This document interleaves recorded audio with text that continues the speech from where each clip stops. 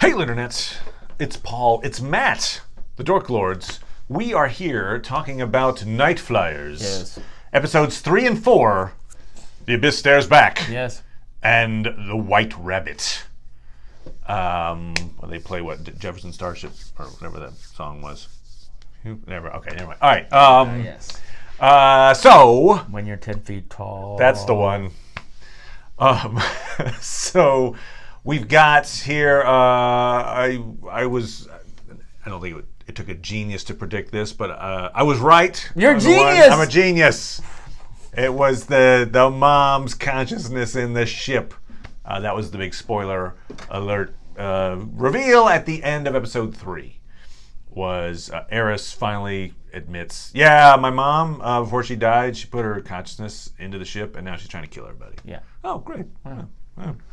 I'm not sure why one has to do with the other, but like she could have put herself into the ship and then decided, she could serve people coffee and be nice. No, she could have done that. Yeah. But, I mean, she seems like she doesn't want them to go meet the aliens. Very much so. So. In fact, there's the bit in episode 4 where the main plot point of episode 4, the White Rabbit, is that the White Rabbit, the probe, yes, it was named the White Rabbit, that was sent out to visit the aliens, is magically back in Karls' quarters. Yes. And with its return, Cynthia, the mother, is going crazy. Yes. Like, is just screaming into Eris's head. Yes. Eris, I guess, has some telepathic abilities as well, perhaps? I don't know. It makes me wonder, like, why... it's like, oh, it's the ship that's messing you up and wants to kill you. It's like the ship that's giving you these bad nightmares, not the psychic. It seems like. Yeah, they've gone on past that now. I think everybody's like, it's not Thale. We got it. Right. So it's the ship that is putting things into people's minds, which seems like, why didn't we hear about that before? Why do you want a ship with psychic powers? I agree. From Eris' standpoint, I can understand maybe like, oh, it's my mom.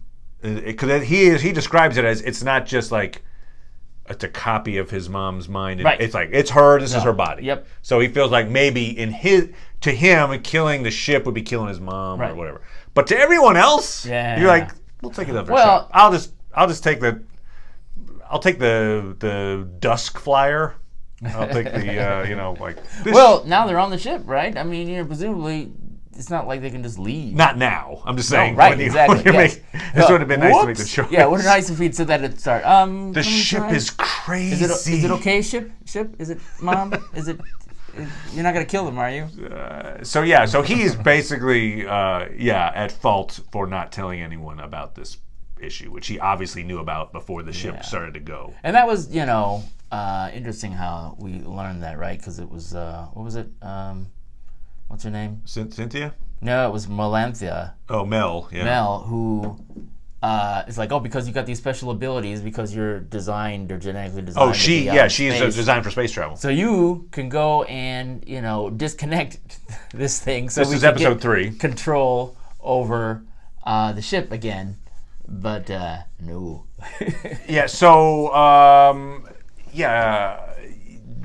Cynthia, well, just to go back real quick on the point of the ship is psychotic. The ship has been in service for a while, is the thing. It's not like this is its maiden voyage. No. Right? In fact, that's what Cynthia, Eris' mom, helped design it. Yes. And then she passed away. Yes. And they've been flying ever since. Has this not come up at all? I mean, like, is this just everything was perfectly fine until they were like going to go check out an alien, and now it's crazy? We don't have a strong sense of how long she's been dead, do we? Yeah, we don't. That's a good point. I'm just thinking like the rest of the crew, because it seems like the crew's been with him for a while. They might be like, things happen on a ship. Like, just don't walk by yourself in the hallway. By the way, why would you... every time Karl walks down a specific set of hallway, his daughter shows up. Every time. I'd just be like, I'm going to stay in my quarters, or let's all go together. You think that's where they're safe? I don't know. It's just like... It's like hallways better. Getting ready to see my daughter, and there she is. Great. She's wearing the red raincoat. Awesome. Because one of the things that happens is Karl goes into that memory place, and so the ship presumably was able to affect that as well. Yeah, their holodeck. Yes. Well, holo chair. Holo chair. Okay, so in episode 3, you mentioned the ship is malfunctioning. Eris's mom, at that point, unbeknownst to the crew, because it comes out at the end of the episode, it's the mom, but is deliberately kind of causing little micro errors in the ship's motors, I think, so that it's slowing down enough that it will never actually catch the alien vessel over time. So they try to do a hard restart, kind of unplug it, plug it back in. But that doesn't work. I mean, well, in terms of it's like, oh, now there's a big error, and we got to. The only way to get through there and fix the problem so that we can still catch the aliens is to have someone, Mel, go into the radiation zone and kind of do the Star Trek II, Spock thing. Where you're like, but she doesn't die, but she's and getting presumably closer. Eris has been genetically modified too. Otherwise, he should be dead, I guess. It's a good point because they've got the suits on, but anyone could wear a suit. Yeah. Maybe it's just that he's got like a certain window of time. Like he didn't have to go fix. He maybe couldn't fix the stuff. Okay. Like he could just go in there, grab her, and walk out. Okay. Maybe. So she fixes the problem, but is basically taken out at that point, and he rescues her. And this is also where we get the reveal that Eris is a real person, and not just a hologram, which I was wrong about. Yeah, you're wrong. So I was wrong on that one. Wrong, yeah. I don't know. I fess up. Eris is real, probably. Okay. Also, wait, Eris is all in his own mind. Yes, the whole thing is in his mind. Right, it's like Legion. Yes. Tessia, the bee woman, seems to be real as well, which I was thinking maybe she might be. And I still hold out a thought that she might be some a projection of the insane mom, but we'll find out. I don't know. She just seems so. It was such an odd appearance for her to show up with the bees, and no one had ever mentioned her before, and she's hanging out in the dome. But anyway, I don't know.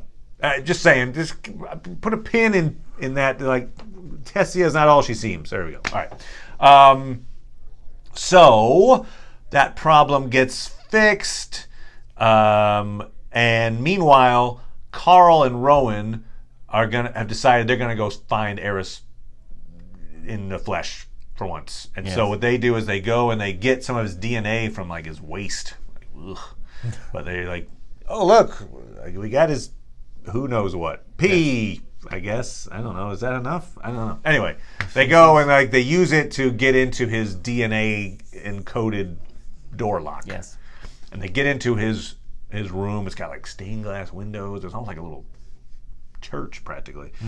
And what we find out to be Eris's mom attacks Karl in the vision of his wife, and we've been seeing this as we've gone along here. Whenever he talks to his wife, in the vidcom, she's explaining like more and more about how her therapy is to deal with the loss of their kid Sky, which we still don't know all the details of how she died. Great. But to deal with the loss, she's decided to get rid of the memories. She's doing the eternal sunshine and spotless mind treatment. Yes. And what we find out at the beginning of episode 3 is she's getting rid of like their honeymoon. And he's like, well, Sky wasn't even around. And she's like, yeah, but we talked about it. I'm like, oh, and you can tell in his face, he's like, oh, that's not good. You've just entered horror movie territory. Okay, great. But he's so far away. Well, you were the father. Yeah. I think. What? I can't. It says on this paper. So she's doing a completely inadvisable treatment, and he's so far away that he can't really interfere so much. Inadvisable. I'm sure someone advised it. Sure, good point. But so that's in real life what's happening to him is this like fear that he's losing his wife, and her memories are made. So in the being when Cynthia attacks him as his wife, he has a physical manifestation of her pulling pieces of her brain out, like this was our honeymoon, blah. He is. It's effective on him. Yeah. He's kind of cowering in the corner. Yes. Eris shows up, commands his mom to stop, lets him know, it's my mom, by the way, FYI. I think it's that same episode. I'm forgetting if that's in episode 3 or 4. I think it's in episode 3, where, yeah, it almost certainly is. Security guard guy who was, I think his name was Hartley. Anyway, he was one of the ones that was The first guy was trapped with the spider. But he wasn't killed. Right. Like, he was with the spider drone, and he's still, like, he's got severe PTSD, which you might, you see your friend cut in half by a mechanical spider. So Cynthia, the ship, is playing on those fears, and so every time he's alone or something, he gets little sounds of this. He's like, and he kind of basically shuts down. Yeah. And then at some point decides, kind of rightfully, we probably shouldn't be going on this mission. You're not on their side. You've never been on I've their never been side. on their side. You're like, the planet. So he aliens, fair. he decides to First insist. contact, first contact. He decides to insist that they turn around with a gun. So he goes onto the bridge and is like, turn the ship around. We're all going to die otherwise. And Eris shows up, and so this is how they do the cool little, like, oh, he's still just a hologram, but he's not. Yeah. Because I think it's Hart. I'll call him Hartley. I could be wrong on that. He's like, what can you do, Captain? You're just a bunch of lines and dots. Yes, a bunch of, yes. And suddenly the captain grabs us, and you're like, oh, crap, you're real. Now that's the part. So first, Captain Eris does a little, like... Hartley. Okay, there you go. See, look at that. Boom. Does a little, like, throat punch. Yes. And, like, incapacitates Yes. Hartley. Yes. At that point, I don't know, you could probably be like, throw him in the brig. But he goes the extra step now that you've lost, shark, neck snaps, Hartley. And it wasn't just, it was sort of like... Yeah, slowly. Right, it was like, yeah. It wasn't the... It was a compression. And okay, sure. You could say, like, the penalty for mutiny is death. Yes. Yeah, there you go. Say that. But there's got to be some context. This guy, he's obviously going through PTSD. Like, yes. He had a horrible thing happen to him, which is a direct result of Eris's mom. Yes. Like, Eris's mom terrorized this guy to the point that he's like, I have to get out of here at all costs. Yes. And then the punishment is Kirk. Like, jeez. I don't know. I think if I was, Eris might have shown him a little more mercy given the circumstances, but he does not. No. Because he is trying to quash. It's not like he's the only guy. It's like, why don't we turn this ship around? Oh, who was the guy who said that? Oh, he's in a brig? Let's get him out of there. It's like, no, actually, he's in the morgue. Let him be an example to all of you. Maybe, yes. Exactly. Put his head on a pike in the middle of the... Yes, exactly. Mutiny. It's like anybody want to leave? He wants to leave. A little head on a stick there. I want to leave. Oh, no. What do you say? Should we leave? His body already left out the airlock. They do actually jettison the spider victims at the beginning of the episode, of episode 3. Remember, they wrap them in like gold mummies, and then they send them out. No, I've got no memory of that. And Hartley is watching the mummies go by, which is actually making him more terrified of like, oh God, that's the spider victims. So anyway, so yes, also episode 3. Importantly, Rowan has decided to see if Thale can legitimately communicate with alien life forms, because he hears that Thale for a moment was able to connect with the bees on Bee Lady. Yes. So he's like, oh, that's interesting. All right. So he kind of. I like the scene where he's like, because he doesn't have any prior relationship with Dale, and this guy can like kill you with his thoughts. So you're like, haha, hey. But it's a cool scene where they introduce each other, and then he gives Dale a rabbit. And they're like, all right, can you read this rabbit's minds? Communicate with it. It does the age-old. Oh well, if you're not smart enough to do it, if your abilities are so limited, I'll take them away. That clever reverse psychology. Anyway, but it works perfectly. And I'm going to distract the whole podcast, and you can cut it out if it's crap. But remember, it's like that's one of the best things. The first thing in the first episode of Blake 7 that I loved. Oh, okay. Blake 7, great, cool old BBC show. Because Blake tried to do that to Avon. He's like, please. Yeah, it is funny. Yes, right. When you see those moments where you realize in story terms that always works, but in real life, you're like, come on. So that's always nice when they throw that out. But in this case, it works. Yep. And Thale is, you see a kind of a fun shot of him lying on his cot with the rabbit like on him, almost like it's my cat. The rabbit's just lying there, and he's like the whole time he's like, all I see is just like hungry, kind of evil thought. He draws a picture that's really kind of evil looking, and he's like, occasionally I'll get little bits of rabbit, but for the most part I don't. What we find out at the end is it had a tapeworm. I guess the tapeworm killed it. The rabbit dies somehow at the end. Yes. We don't know how the rabbit died. Yeah, I think it's related to the tapeworm. Okay. And so he was reading the thoughts of the tapeworm the whole time. So in other words, like the outer shell has this inner thing that is actually the, putting out, because kind of a little metaphor for the mom in a way. The ship is this outer element, inside is this. I get the impression though that I think that'll be important for the aliens. Right, because what we see is that was a white rabbit, and the very next episode, entitled White Rabbit, has the probe called the White Rabbit, and it has an outer shell, and inside has guts now.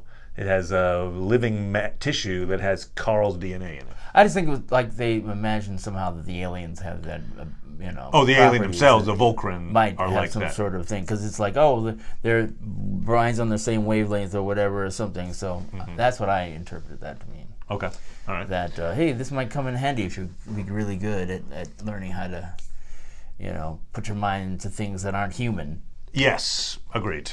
But also just, the fact that they have a white rabbit and then a show called The White Rabbit. It made it seem like, yes, that's true, that he did that deliberately. At least that's the impression that Thale seemed to have. It's like, oh, you gave me the thing with the tape. Oh, I didn't get that. Okay. That's the impression I got. Okay. Interesting. I didn't, but that's okay. I could see that maybe he did do that deliberately. I think so. Interesting. Okay, so episode 4, a bunch of visions on every time you walk down a hallway, it's like, oh, I gotta go get some milk. Oh God. Yep. What's gonna show up in the hallway today? All right. And I got the impression, and we talked about this, and we're not sure, but I got the impression that people can see each other's visions. It does appear that way. Rowan instructs Karl to ignore it at one point. Now, maybe he's just saying, I know there's probably a vision there, and you should ignore it. But the way the scene was shot, I got the feeling that Rowan could actually see Karls' daughter. In which case, that would be very odd if you could see each other's nightmares. Like, hey, you. But the process, if it's an external force that's making someone see something, I can't think of a reason why you couldn't make someone else see the same thing. Right. Oh, yeah. I agree. It's just, I was just picturing the idea of like everyone having their nightmare creature all in the same hallway. Yeah. If you look past the werewolf, behind that, the daughter, that's mine. Okay, I got the... Although, now I'm wondering, I feel stupid. So we created a mechanism that I perfectly accepted, which is the son, Eris, walking around, looking real. Yes. Because he's projected. Yep. And so I just assumed, okay, so maybe that's what the other projected. So yes. So it could be very so well. The way that Eris can walk around and make a see, even though he's not really there, is the way that the daughter is being created. Yeah. So there you go. Yeah. I think that is perfectly Sorry, you all acceptable. knew, and I just sort of like figured it out now. Yeah, it's projecting holograms. It's like we're so used to thinking about these dreams. He's making you think that something is yeah, out there, but when it's actually a physical manifestation. Yeah. So I think the guy even said just walk through it. Yeah, he Just does. so He you does walk through it. You're right. The way that Much like you would do through Eris. Yep. Yeah. So one of the particularly devious bits is that Cynthia has him looking at his daughter, has Karl looking at his daughter in the hallway, and then has Agatha show up, and Karl thinks it's Agatha. It's the correct Agatha, the real Agatha. So, can you see that girl over there? And Agatha's like, oh yeah, I see her just fine. And by the way, I'm pregnant or something. And like, what? And then you realize, that's another nightmare image. And she starts to basically cut the baby out of herself, which is based on an actual life event that Karl has to go. Wow. Karl goes and confronts Agatha and says, hey, did you basically have an abortion? Did you have a kid? And she said, yep, because careers were going on a certain way, and I came back and I was trying to tell you, and you had your own life, and so and anyway, it's a tough conversation for them to have. Definitely. But they have it. So meanwhile, Cynthia is just screaming into Eris's, her son's head, get it out, get it out. It being the pod. It's kind of similar to the White Rabbit having the tapeworm in it in a way. Yes. Maybe it's this thing is it's hurting me. Yes. Yeah, and so it becomes a question of why did the pod come back? Why did it come back? Why did they send it back? Or the probe, what do you want to call it? Probe, yeah, the probe. And also, how did it? Yes. The idea, the implication that Karl gets out of it is, this alien race is really powerful. They teleported this thing back into my room, a room where it couldn't even fit through, basically, and and populate it with my genetic material. Yeah. So they're wizards. Is there any other explanation for it? Any technology, suitably advanced is going to appear like, magic. In other words, is it possible that Cynthia, the ship, is doing this as some weird, double bluff thing? Probably not. It's probably actually from the alien race. Yeah. That's because yeah. Trick you. Look, we got all the information from the probe. All right, so we can turn around now. Meanwhile, the Cynthia. Okay, so Cynthia turns all the heat up, basically makes the place somewhat unlivable, and it's starting to get dangerous for the probe. The probe only has a limited lifespan based on the amount of heat that's being thrown at it. Yes, losing all sorts of information. Also, Eris walks in and kind of demands that it be destroyed immediately, and Karl manages to convince him to give him one cycle. So, they're trying to get as much information as possible. Lamy just says, you know what, I volunteer to, link myself into this probe, even though that sounds really dangerous. Yes. But she does, and she kind of goes into convulsions, and Thale is convulsing with her in a way, or, can feel what's happening. And she comes out of it eventually and says, yep, there's a whole bunch of data in here. And I guess they're going to try to, I guess episode 5 will be they're trying to get the data. I'm guessing. I didn't, it was a little unclear where they left off with that. Can we get it? Is that yes? Are we getting the data then? Or is it just that you see it and now you can't reach it? Anyway, so there's that. They're trying to get information about the Volcran theoretically from this probe, and what do you get the idea that it has Karl's DNA? Is there you get? Because they pulled out parts of the thing and it was look at this guy. No. But why would that be? Why would the Volcran put his DNA back into the probe? Right. Yeah. Well, I think they found. But just for that he touched it, maybe they found his genetic thing. But why would they do that? Why would they put? I don't know. Is it just that we can? I don't know.